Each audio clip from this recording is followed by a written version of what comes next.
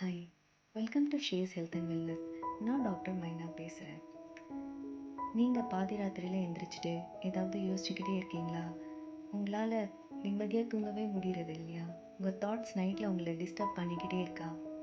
அதே போல் பகல்லையும் நீங்கள் எந்த வேலை பண்ணிகிட்டே இருந்தாலும் ஏதாவது ஒரு தாட்ஸ் உங்கள் மைண்டில் ஓடிக்கிட்டே இருக்கா?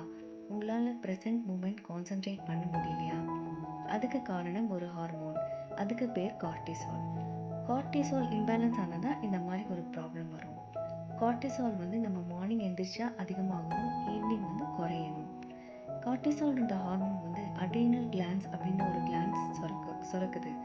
இது ஈவினிங் கம்மி ஆகலைன்னா, ஈவினிங்கும் கார்டிசால் அதிகமாக இருந்தால் நமக்கு நைட்டில் தூக்கம் வராது. இந்த கார்டிசாலை நம்ம பேலன்ஸ் பண்ணால் தான் நமக்கு தூக்கம் வரும். அதை எப்படி பேலன்ஸ் பண்ணலான்னா, காலையில் எந்திரிச்சோடனே நம்ம சன்ஷைனில் போய் நிற்கலாம். சூரிய ஒளியில் ஒரு 10 to 15 மினிட்ஸ் நம்ம நின்னோம்னா கார்டிசால் மெதுவாக பேலன்ஸ் ஆகும். அப்புறம் மெடிடேஷன் பண்ணணும். காலையில் ஒரு 15 மினிட்ஸ், ஈவினிங் ஒரு 15 மினிட்ஸ்.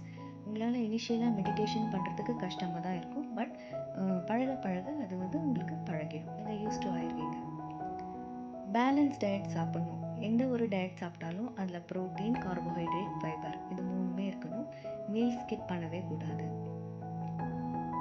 Evening sunshine. ஈவினிங் கூட நீங்கள் 10 to 15 மினிட்ஸ், ஒரு 4 மணிலேருந்து 5 மணி வரைக்கும், 6 மணி வரைக்கும் சூரிய ஒளியில் நிற்கலாம். நைட்டில் ஸ்க்ரீன் டைம் கண்டிப்பாக அவாய்ட் பண்ணணும். உங்களுக்கு பிடிச்ச புக் எடுத்து நீங்கள் படிக்கலாம். அந்த புக் படிக்கிறதால உங்கள் மைண்ட், பாடி ரெண்டுமே ரிலாக்ஸ் ஆகும். ஜேர்னலிங் ப்ராக்டிஸ் பண்ணலாம். உங்களுக்கு என்னென்ன ஆண்டவன் நல்லது கொடுத்துருக்கானோ அதை ஒரு நோட்டில் எழுதி வச்சுட்டு படுத்தா நம்ம மைண்டும் பாடியும் ரிலாக்ஸ் ஆகும், நமக்கு தூக்கம் வரும்.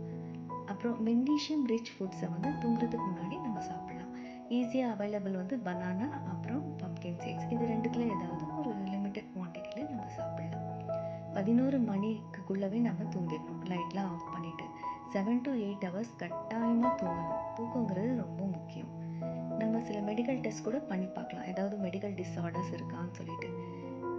Haemoglobin, thyroid profile, lipid profile, vitamin B12, vitamin D இதெல்லாம் பார்த்து நம்ம ஏதாவது மெடிக்கல் ப்ராப்ளம்ஸ் இருக்கா இல்லையான்றதை ரூல் அவுட் பண்ணிக்கலாம். இந்த மாதிரி உங்களுக்கு ஏதாவது நல்ல தூக்கம் வரதுக்கு நல்ல டிப்ஸ் வேணும்னா எங்கள் சேனலுக்கு லைக் அண்ட் சப்ஸ்கிரைப் பண்ணுங்கள். தேங்க்யூ.